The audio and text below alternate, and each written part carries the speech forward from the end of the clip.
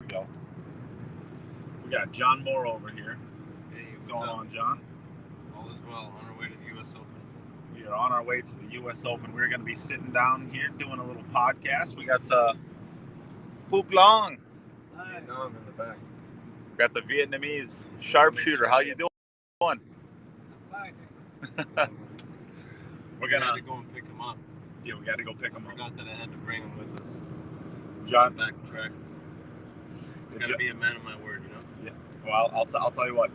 We were on our way. We were 25 minutes down the road on the way to the U.S. Open, and John said he was going to be leaving about 3 yesterday, and we left earlier. And I forgot that I told him 3 or 4 p.m. So that's my bad. So we went back 20 minutes. There you go. There's your guy right there, John Morra, man of his word. Didn't want him to miss his match, you know. So we're gonna be talking a little bit to John Morra here. We're gonna go through John's life as we're road dogging to this U.S. Open. Hopefully this BMW that's flying around doesn't run into us. But well, I guess you ready to start this? Ready. Let's go. All right. John Morra, Canada. How did you start playing pool? How'd you get into it? Both of my parents played professionally. I was around the game from a really young age. My mother was a professional snooker player, and so was my father, and they both converted to pool, like in the early 90s. But yeah, snooker in Canada was a very big game back in the 70s, 80s. My father played professional snooker in England.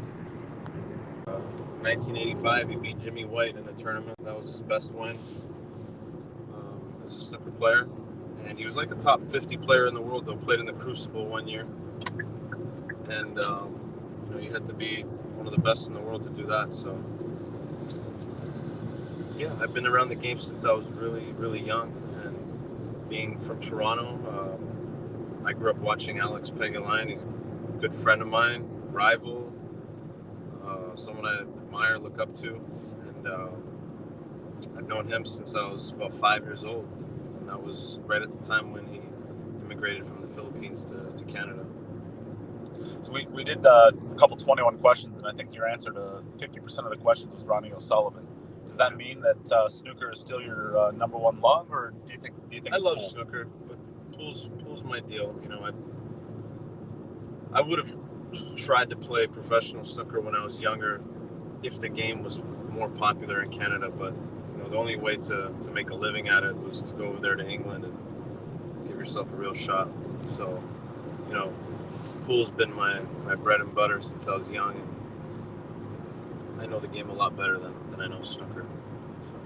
So, How often you play snooker now? I played in June, for all of June, and did pretty well actually. I beat like an Indian player, like an Indian champion that moved to Canada.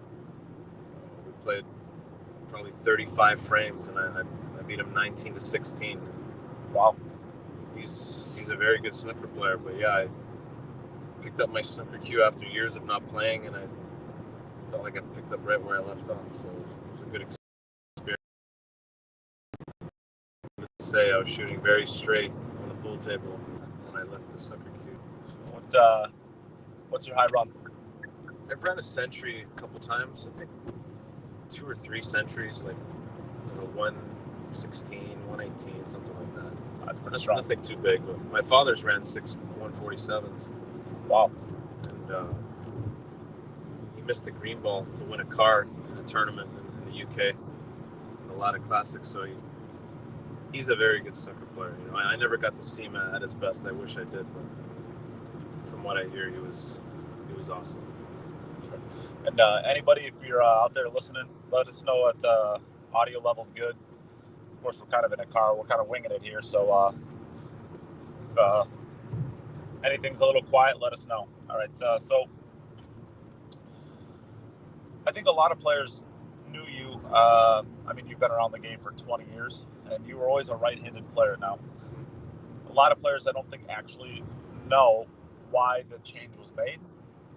So why don't you take us through how you went from being a right-handed player to basically only breaking and jumping right-handed at this point? Yeah. Well, it's been a long transition. It's not something I just decided to do overnight. I had thoughts about doing it for while, for a year or two before I actually made the switch. But as you all know, most people know, I'm left eye dominant when I play. I'm extremely left eye dominant, and I didn't start out that way. I was right in the middle of my chin. I was equally eye dominant, and slowly over the years, my left eye got stronger, or my right eye got weaker. I'm not sure, but that caused me to be in a lot of pain because I had to bring my stroke arm, my right arm, underneath my left eye, and so I was going across my body, and it just got worse and worse and worse over the years, and all the pain was caused in my trap right here from being in a very awkward position, and I dealt with the pain for so many years, and pretty much I just couldn't take it anymore. I had to quit playing, and it was a very sad time when I had to quit because I had aspirations as a kid to be a world champion, and a lot of people believed in me, and I love the game. I love competing. I was one of the best players in the world with my right hand. Had a lot of the top finishes, won major tournaments, beat the best, and it was really sad when I had to quit. So it was sad, but I found a really fun hobby. I started DJing, and I loved it, but it just wasn't paying the bills. So I wasn't prepared to get a regular job. I've never worked a regular job in my life. Pool's always supported me, so I wasn't about to do that. So I just locally in Toronto, I started playing left-handed. Started playing money matches with the locals and weekly tournaments, and just doing whatever I could to get by and giving lessons on the side. And in the back of my mind, though, I had already decided I'm going to play left-handed professionally. I just wasn't ready, and I needed to take a break. I needed to relax. The road life was just too much on top of the pain and my trap. So I needed to take a break from the road, and I was in a relationship at the time. I just needed to regroup, and come up with a plan. Sure. And that's exactly what I did. So what was there a catalyst that got you? So I guess left-handed pool, you kind of decided you wanted to do it, but was there any catalyst that kind of got you to the point where you wanted to get back in left-handed? I'm thinking right around that time there was the World Cup of Pool that you really launched on the scene playing left-handed. Did anything like that, or no? Just the idea of wanting to get back into it. Just the idea of I missed the game. I missed competing, and there was so much unfinished business. Like I knew since a very young age, like if I just work at this game my best, there's no question I have the talent to be a world champion and to win a lot of big events, a lot of majors, and be one of the best players in the world. I just knew I had it in me. It's mainly the world championship, like I wanted to win a world championship, and just not doing that just didn't sit well with me. It's like, I felt like a failure. I felt like I failed myself.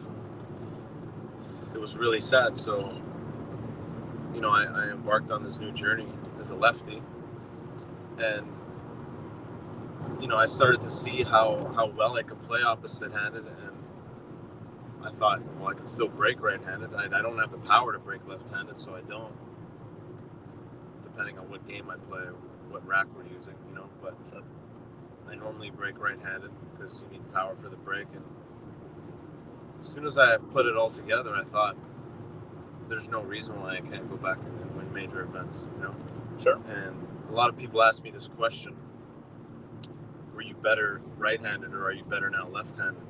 And a lot of my opponents will say I was better right-handed. But, results speak for themselves. In the last 4 years since I've switched, my Fargos went up 3 points. I was a 786, or maybe even lower, and my Fargos went up. think it's went up more than 3 points. You've won a 10 couple or big 20 events. points, you know, and that's playing in 20 to 30 plus tournaments a year against the very best in the world.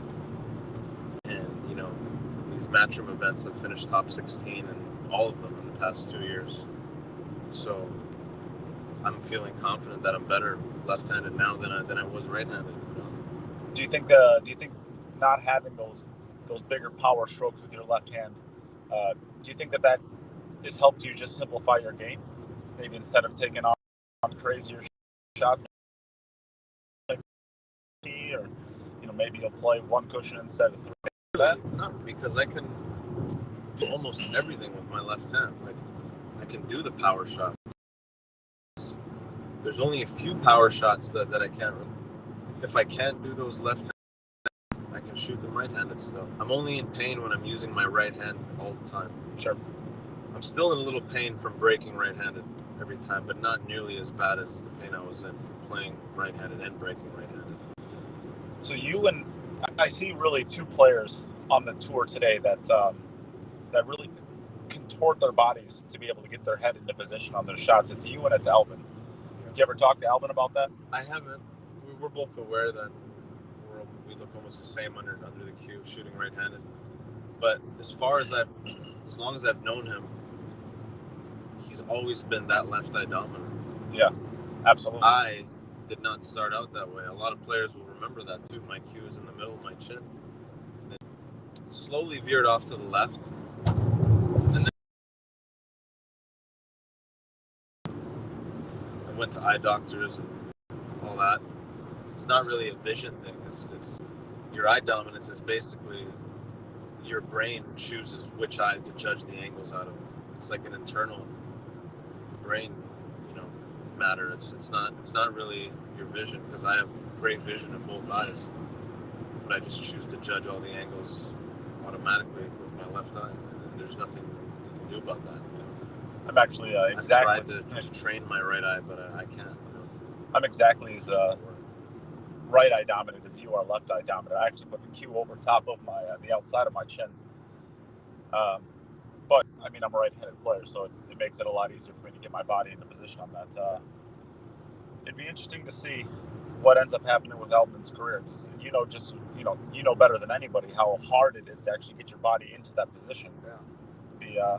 I don't know if he went through the pain I went through. I really don't know. It doesn't seem like he does. I don't hear him talk about it, but maybe he does. I don't know. I'm curious. Hey, so what are some of the biggest hurdles that you had to face going from that righty to lefty?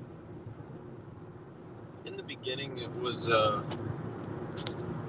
attention. You know, like a lot of players, they didn't know what I was doing. They didn't take it serious. They didn't really know how much pain I was in.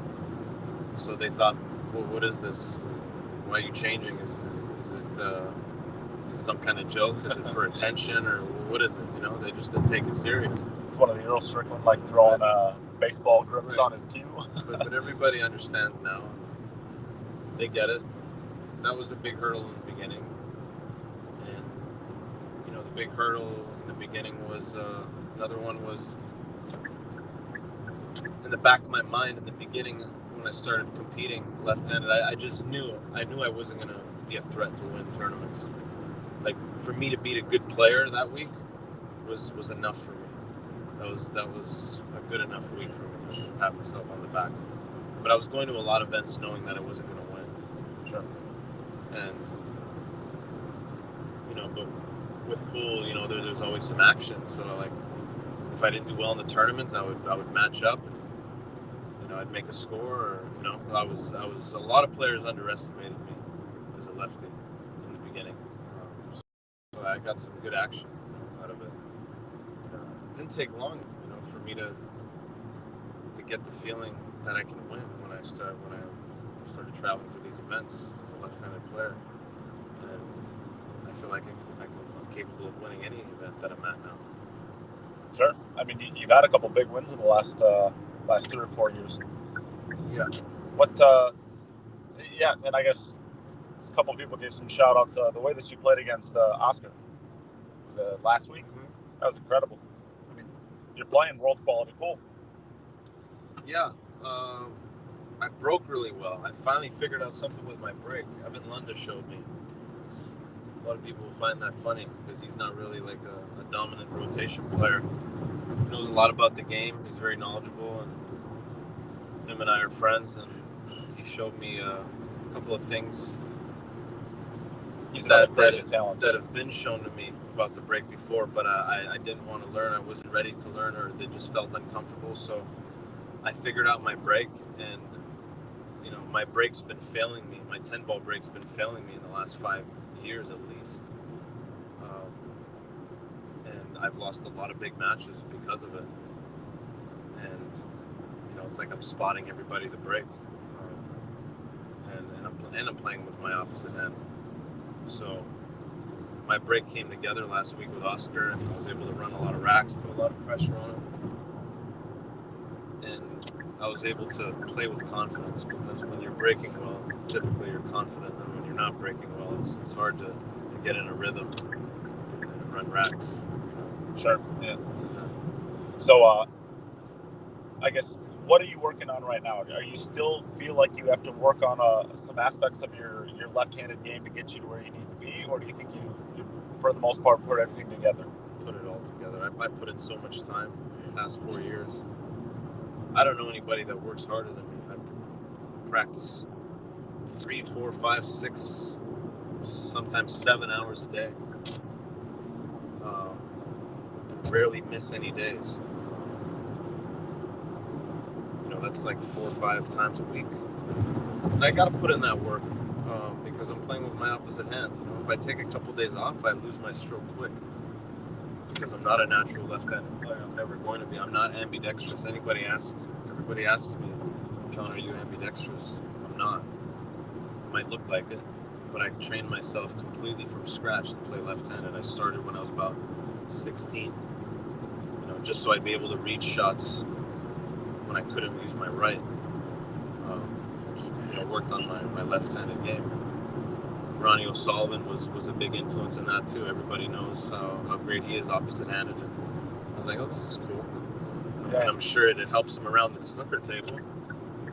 And he runs centuries, no problem. Yeah, left-handed. It's a big weapon to have, to use your opposite hand on a snooker table. You need the bridge a lot more. And Ronnie doesn't, because he can shoot with both hands. So I thought, yeah, that would help me in pool too. So I just got better at it over the years.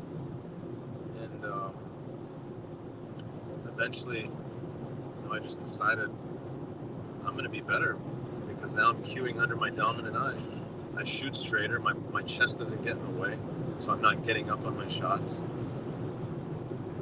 And I got a better cue ball. I just feel more confident on every shot.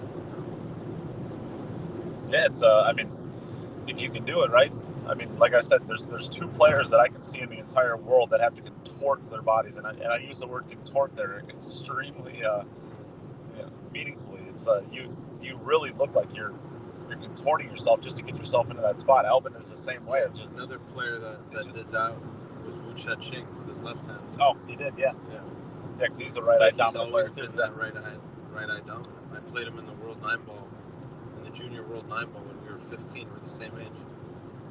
Actually, Albin finished in the semifinals that year as well. Wu beat me in the semifinal. We broke and ran like the first 8 racks. I never shot. I was down 8-0. But he's always been that right-eye dominant as a lefty. So I think these players that are born with that, their muscles grow into that and they're used to it. Now I deal with a different kind of pain that I have to manage, but it's not as bad as the trap pain that I had to deal with on my right trap. My left lower back, like my left hip, is not used to bending that way, because I didn't just change my stroke. My shooting arm, I had to change my entire stance. So now I stand the other way on my left side. My lower back on my left side is just not used to bending that way. You're pretty close to a snooker stance, if I remember right. No, you kind of like snooker's pretty square. Yeah, but you're on the square side of on your stance, right? I'm a little more square than I was right-handed, but it's still a pool stance. Sure. So, I guess we're on our way to the U.S. Open. What does your schedule look like in the next coming months? What are you off to? After the U.S. Open, I may go to the Federer event. I'm on the waiting list for that in Ohio. In Ohio, yep. And then it's the 14-1, the Q Masters, American 14-1, and the U.S. International. In Puerto Rico? Puerto Rico, yeah.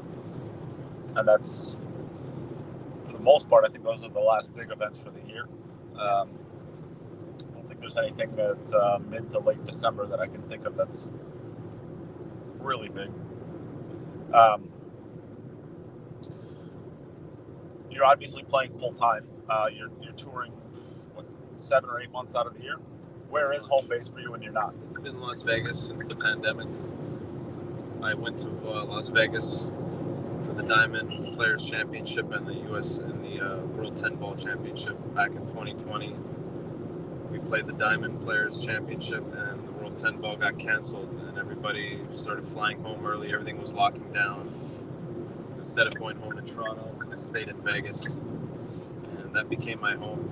I made a lot of great friends out there. I love Las Vegas. I love the weather, the atmosphere, everything about it. You know, it was a great spot for pool. JRB, you know, made it the biggest action spot in the country for a long time, especially Rivera Ballon. So you can definitely thank him for that. It was great to be around there, you know, during that time. And I've been traveling so much the past year. I don't spend as much time in Vegas, but I still go there, you know, once or twice a month whenever I can. And yeah, I definitely call it my second home. Toronto will always be home. I'm always going to be Canadian. So I was going to say, do you ever have any aspirations of doing dual citizenship? I don't, because if I become a dual citizen and play for the U.S. on the Moscone, if that's what you're referring to, it does nothing for Canadian pool. Sure. I really want Canada to be eligible to play in the Moscone because, you know, we need that for the kid, for that talented kid in Canada who's going to grow up saying, I want to play on the Moscone Cup, you know, for Canada and represent my country. If we don't have that, you know, the game's probably not going to grow to the level we want it to grow. So I want to hopefully one day play in the Moscone for Canada, you know, and I think they'll be open to opening that up for Canadians. Why not? You know, Europe's got all of Europe. Clearly, the Americans need the help. They a little bit, don't we? They win only a very small margin.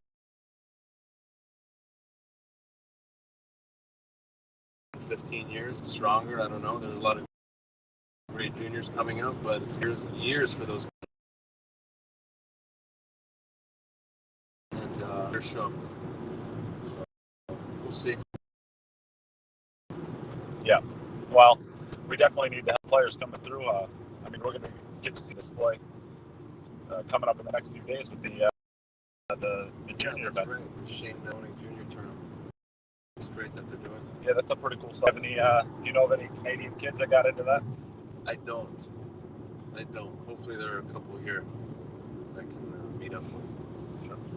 How closely do you follow the juniors in Canada? Do you have a couple good young players coming out? I haven't followed it very closely at all because, like I said, I've been living in Las Vegas since the pandemic, and Canada was locked down a year and 2 months longer than the U.S., so we didn't play pool for a year and a half, basically, whereas, you know, America and a lot of other places were only locked down a few months. So Canadian pool took a long break, and you know, so I'm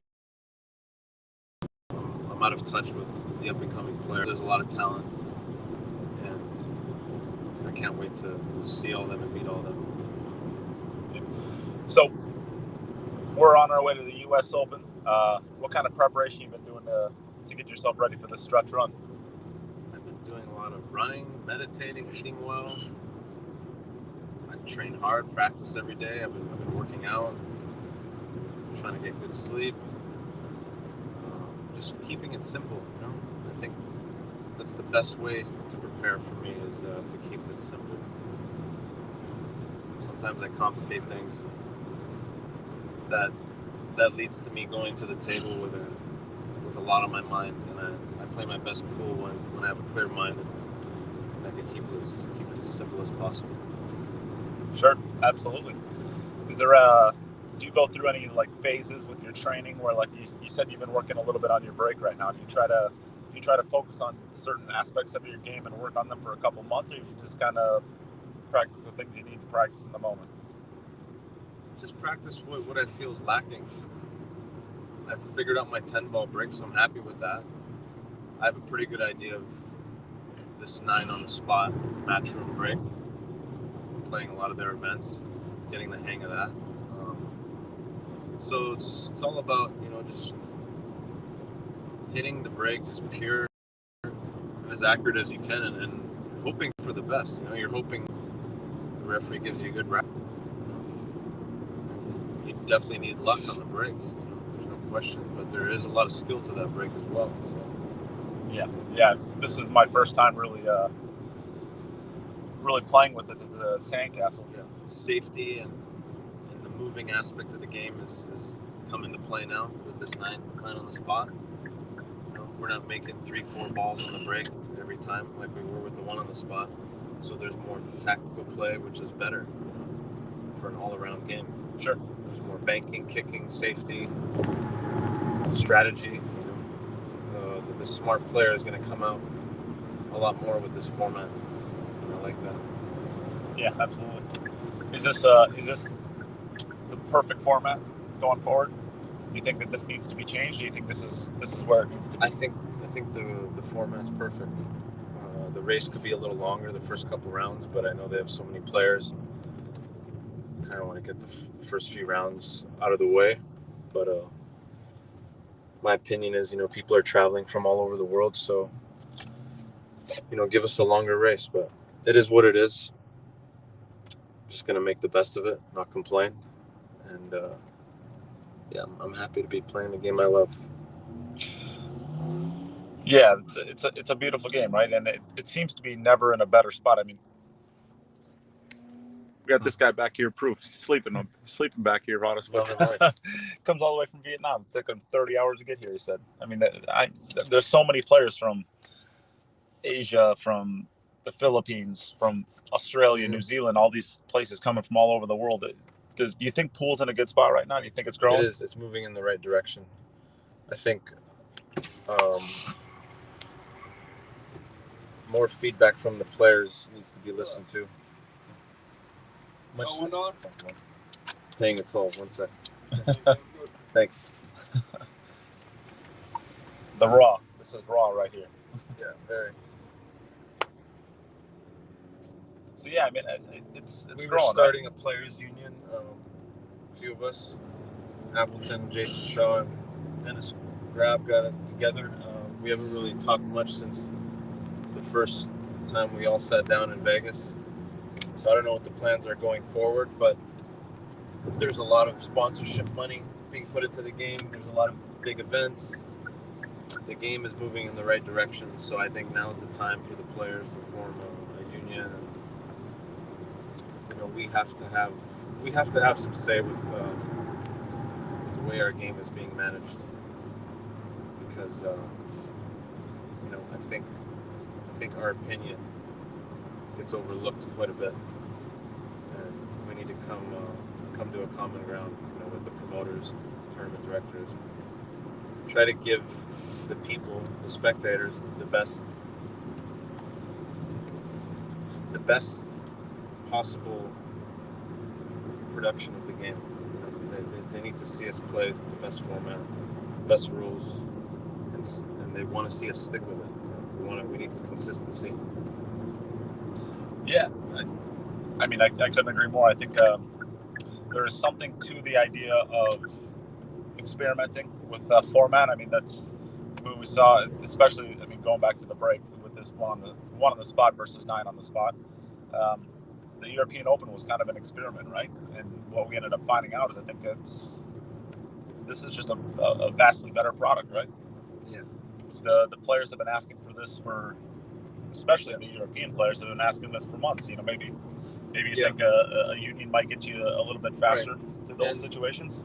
And I like how we're using the Accu rack for the entire tournament, because the hand rack is the hand rack at the final 16 was just too inconsistent, and those are the most important matches of the tournament's getting down to the nitty gritty where the champion's going to come through, and you don't want the best player being eliminated because of a 9-ball floating in the pocket 3-4 times each set. With the Accu rack, saw that a lot. The 9-ball stays on the spot unless it gets kicked. So we need a consistent rack, and Matchup did that. So we gotta thank them, for that. And I'm excited to just know what to expect.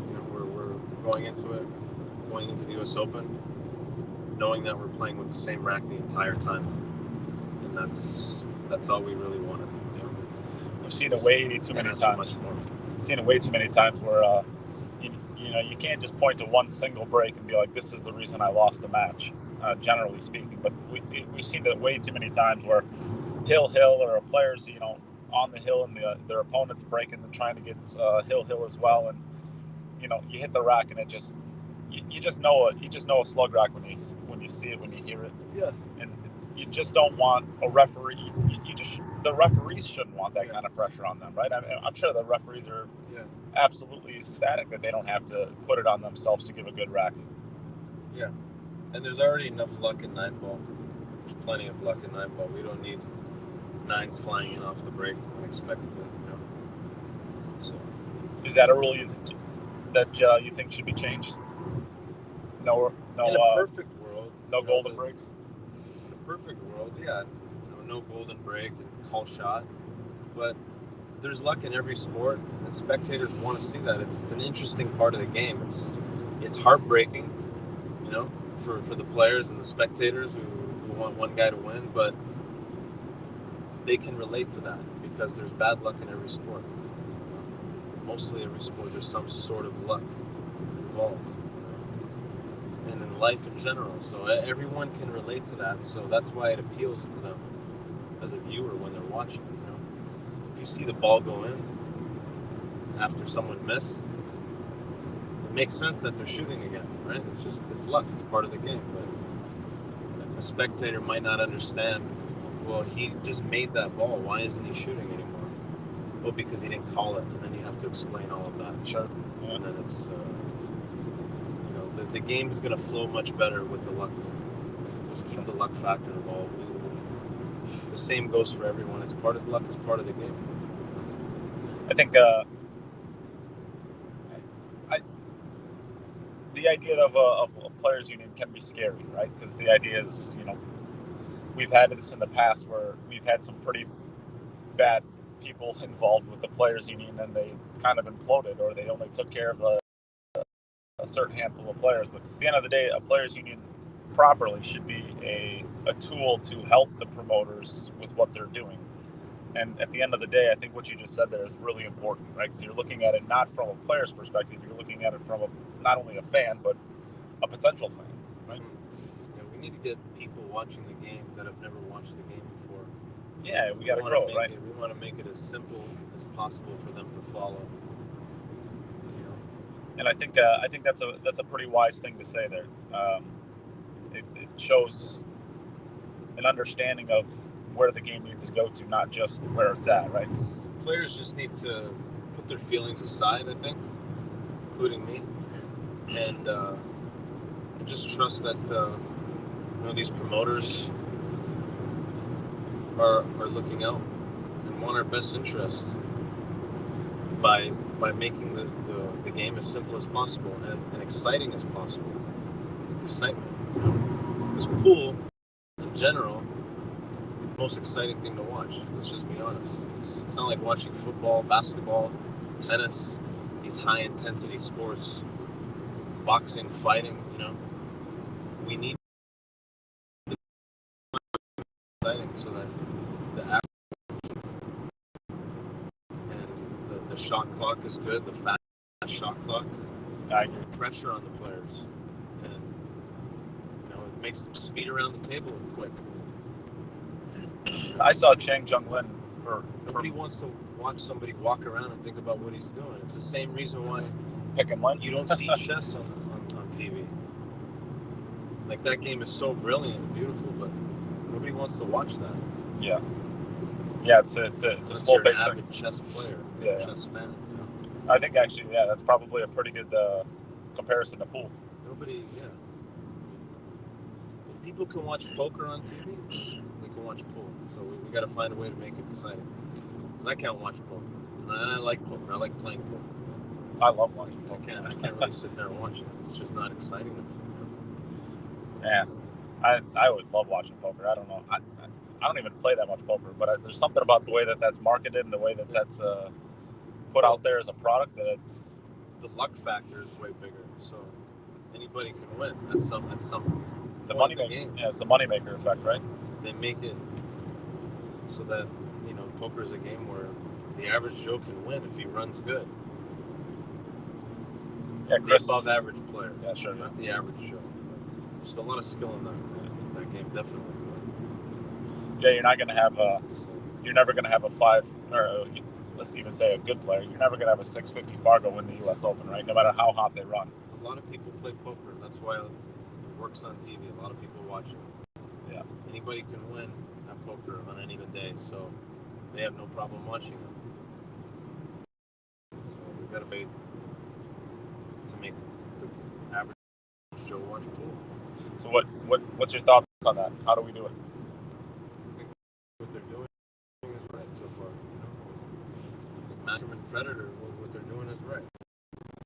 They're trying to find Predator likes 10 balls, like 9 balls. It's definitely a slower paced game. To make up for that slower pace, they've added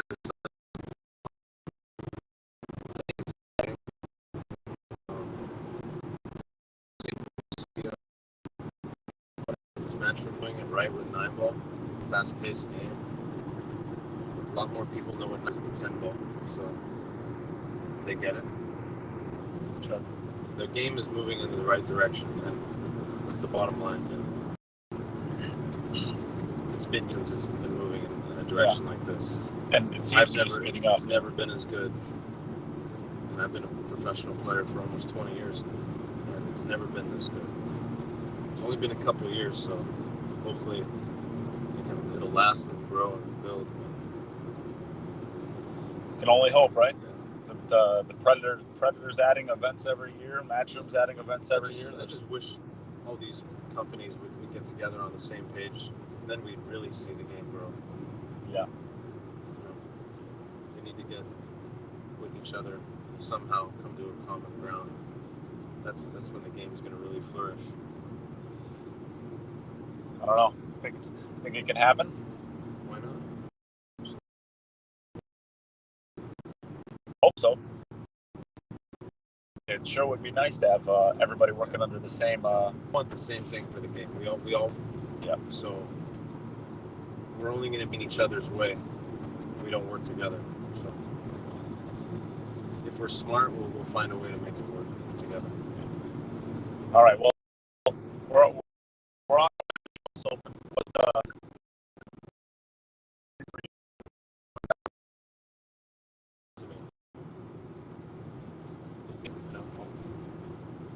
Be very, very happy. I might switch back to right-handed if I win lefty.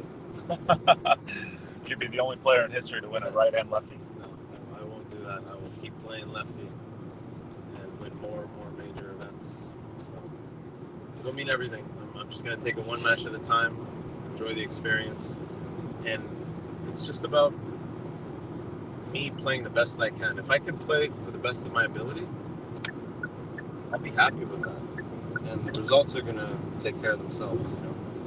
Whatever happens, wherever I finish is where I finish. But if I can play my best pool, that's what's going to make me happy this week. Sure, absolutely. If you could win one event in the next year, what do you want it to be? U.S. Open. U.S. Open? Or the World Championships. Either one. Take either one. World 10 ball? Any major tournament like that.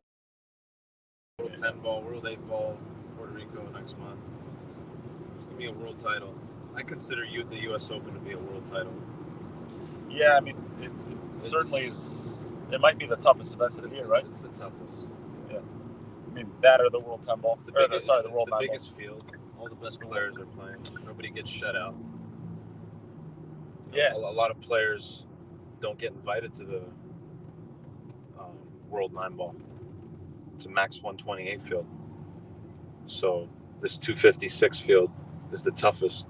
So this will be, some would think that this is even tougher than the World Championship. So it might even mean more for me to win this event, or any other player to win this event, than a World Championship. Yeah. So add another toll. Yeah. Are you going to come up with some cash for the toll? I've paid like 3 of them today so far. There you go. It might be your turn. No, stiffing me on the tolls. Oh, yeah.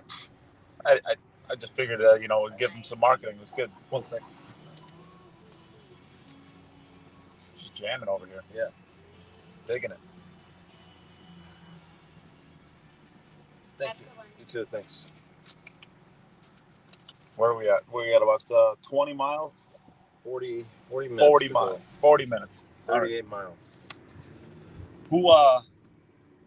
What's your favorite event to play in the year besides the U.S. Open World Pool? I like the Derby City Classic.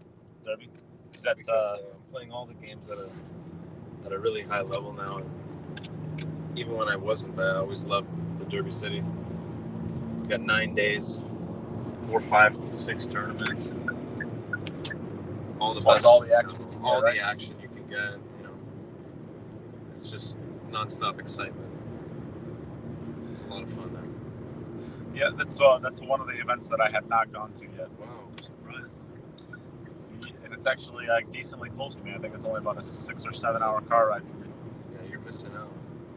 Well, maybe I'll have to swing through there next year. Yeah, definitely. It's end of January, right? Usually, yeah. Yeah. So, where do you hope to see your game? Let's say 5 or 6 years from now. How do you gauge your success, and then how do you create your checklist to get yourself there? Well, what I'm definitely after is major titles. So, in 5 or 6 years, I'll be making sure that I have a couple major titles under my belt. That's the goal. It's the main goal. Major titles, major victories. That's the elite of the elite. I'm already an elite player, but I want to be one of the best, the very best in the world. Top 10, top 5, top 3 player in the world. I know I have the capability to do it. It's just a matter of developing the confidence, the consistency, and establishing yourself is one of the best. That's the journey. So for me to, there's definitely a lot of titles I have on my checklist, and it's just a matter of accomplishing those, and I won't stop until I do. Sure. Yeah, it's one of the cursings and the blessings of the game growing as fast as it is right now. Is it just seems like there's champions coming out of everywhere. Like Moritz Neuhausen just took 4th in this last event, and most people had never even. I mean, obviously he's a 2-time junior world champion, but most people in the U.S. had never heard of him before, and he's one of a dozen, if not more, European young guns coming out. It's taking the game by storm. It's a tough field. It's tough. Yeah, it's very competitive. Pool is more competitive. The standard is higher now than I think it's ever been. There's so many great players from all over the world. You can't even keep track anymore. You can't even keep up. So it's an exciting time. The game's moving in the right direction. Have you looked at your draw for the U.S. Open players? Yeah, I played Brandon Gordon. If I win that, it's the winner of Gomez and whoever he's playing, and then Appleton is in our bracket as well. So I have a strong little bracket. Sure. But every bracket's just as strong, if not stronger. You are, I would have to assume you're a seeded player. Yeah. So, do you know the player you're playing against? Brandon Gordon, who was playing Or do you know him though? I don't know. Was he actually? I feel like I saw his name on the sandcastle. Yeah, he was there. Yeah. So, yeah, maybe that's a match that's a nice little tune-up for you. Is there a schedule for it? You know when you're playing? What time? I'm not sure yet when we play, but I'm not underestimating anybody. I'm going in there and trying to play my best pool, like I said, and it's not about who I play either. I know very well that if I play my best, play my game, it does not matter who's sitting in the chair, who I'm facing, who I'm up against. I'm playing the layout of the balls, the layout of the table. Sure. I'm not going to underestimate or overestimate anyone. Anybody out there in the comments, if you want to ask a question to John, get your questions in. We'll take a little round out with some fan questions if you guys got anything for him. I guess I'll ask. We were talking a lot about tennis earlier. It's like you're a pretty passionate guy, so let's talk a little bit about tennis. Who's your favorite players? What do you love about the game? Roger Federer is by far my favorite player. Before him, it was Pete Sampras. But yeah, we were talking about it earlier. Federer, just the way he flows and moves around the court, he's an artist. So smooth and accurate. That one-handed backhand, no one's ever been able to hit a backhand with one hand at the same power with the velocity he does. So yeah, he's incredible. The way he dominated, his mentality. I love tennis because it's combat. It's back and forth combat. It's kind of like pool. It's like fighting. It's just one-on-one, and it's just outlasting, outperforming your opponent. I love everything about the game. It's just exciting to watch. Those guys are so athletic. Did you ever play any tennis? Tried, but I'm not very good. But I've been reading the book, The Inner Game of Tennis, and I have a much better appreciation for the game now that I've read the book. Did you try playing a left-handed? Maybe you're better at a left-handed, huh? No, I'll definitely be using my right hand if I play tennis. You need power in that game. So. For other sports, it doesn't affect me to be left-handed. No. It's for pool because you need that cue underneath that eye. It's hard to make balls you can't see, I found that. So little Chris has a question. With all the hours you've been practicing that you mentioned earlier, are you satisfied with where your progress has been? Satisfied. Yeah, I'm very satisfied. I don't think I could have done any better than what I've done in the past 4 years. Put so much work into the game. I've gained a lot from it. Experience-wise, confidence, financially, I've done very well in 4 years, switching from right to left-handed, maintained an elite level of a top 20 player in the world.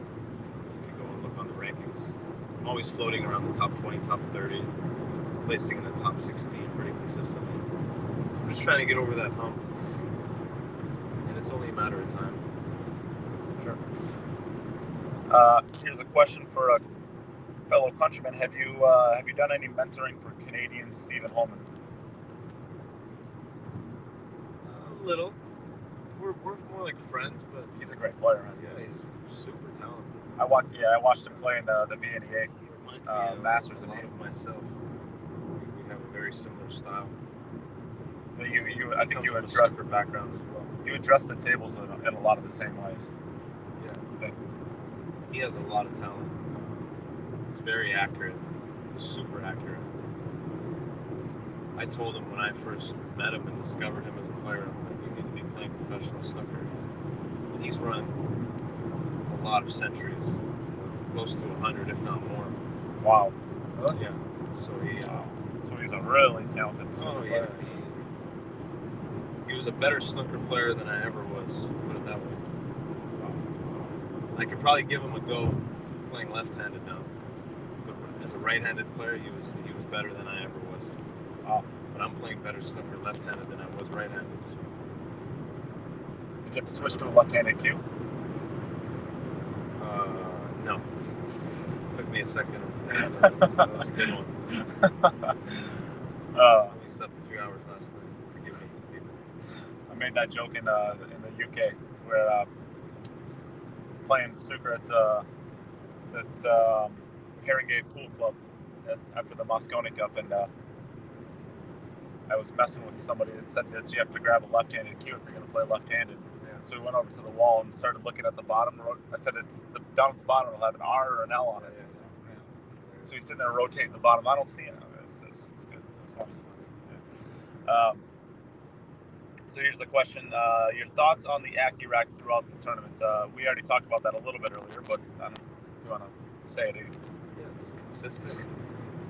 It's a good rack. I think the refs are learning how to rack the balls a bit better with those racks. So I'm looking forward to playing with it throughout the tournament. And here's a question for Tara. What is the biggest thing you've learned about yourself in the last year? Tara who? Danilo. Oh, wow. Okay. I thought that might be her. Biggest thing about myself in the last year. That's a tough question. It's deep. It's deep, yeah, it's super deep. Right? Oh, okay. That I can't do it on my own. I need help. I love that answer. Yeah. The greatest people, not just competitors, athletes, people, we all have mentors, we all have people. They always have a team around them. Bounce stuff off of a team, yeah. And I was blessed with way too much natural talent, growing up with both my parents being professionals and looking up to Alex Peggeline as a role model. I picked up a cue and I knew how to play. I was beating Thorsten Holman, Ralph Souquet, Rodney Morris when I was 15 in major professional events. I was born with way too much talent, and I didn't want to listen to anybody. I didn't want to listen to what anyone had to say about pool or life in general. Didn't take advice. And you know what? It cost me quite a bit over the years. My ego was just so big, I just thought I could do it all on my own. And pool's been, pretty much my entire life. So I took that mindset and did that with normal life too. I didn't want help from anybody. So, it cost me a lot. And what I've learned in the past year is that I can't do it on my own, like I said. So I have people that help me. Tara's one of them. She's done she's a great, she's a great girl, a great mental coach, and she helps a lot of people, and she's offered me a new perspective on my mentality. It's probably the thing I've struggled with the most as a player over the years is my mental approach to the game. Where sometimes I just sabotage matches. A lot, not sometimes. I've done it a lot, more than I can count. That's kind of been my default setting. When things aren't going my way, or if I'm not winning the matches, just find a way to sabotage mentally. And I'm starting to not do that. And yeah, realizing that I need help, not just with pool, but with life in general. There's so much to learn, and we can't do it all on our own. We need another perspective, all of us, on whatever we're doing. We just need somebody to talk to as well.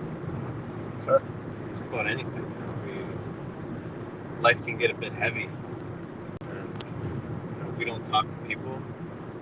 We just let it all build up inside, and then anxiety comes along, depression, just get overwhelmed with everything. So I've learned to talk to people, develop relationships.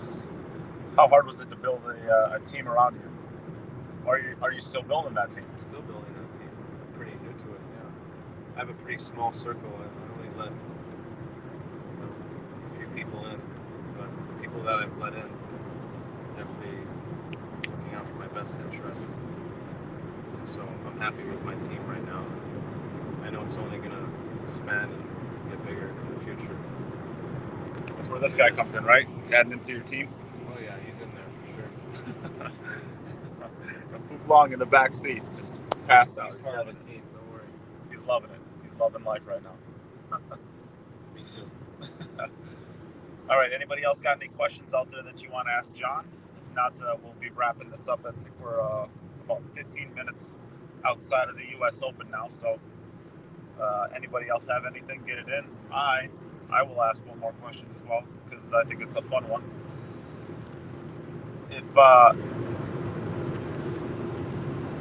If you go into, all right, let's say we got the pain, right?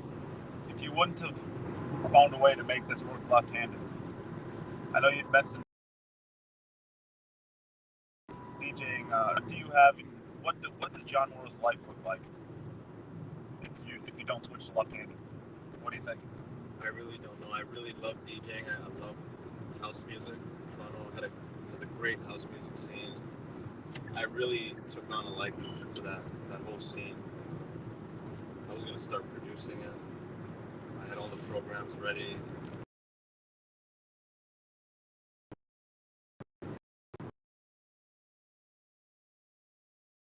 I know I was put here to do something great.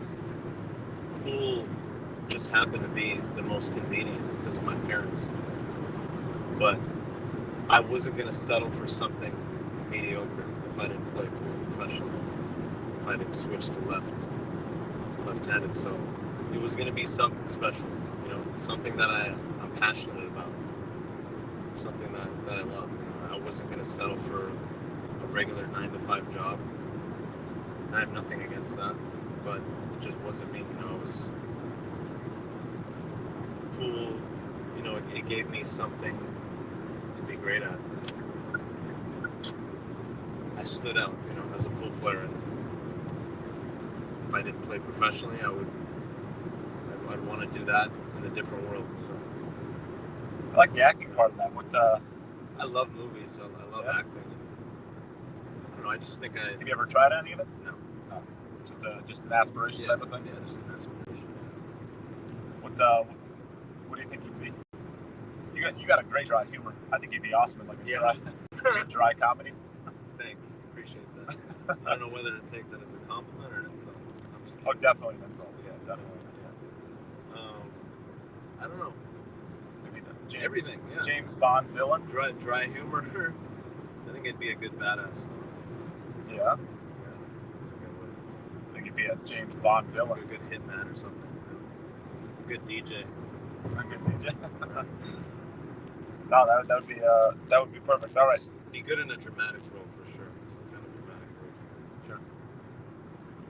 All right. Well, doesn't look like there's any other questions out there right now. So I think, John, we can wrap this up. We're starting to get into some turns and stuff, so we'll let you get back into focusing. But appreciate you joining on the podcast, and everybody root for John this week. Yeah.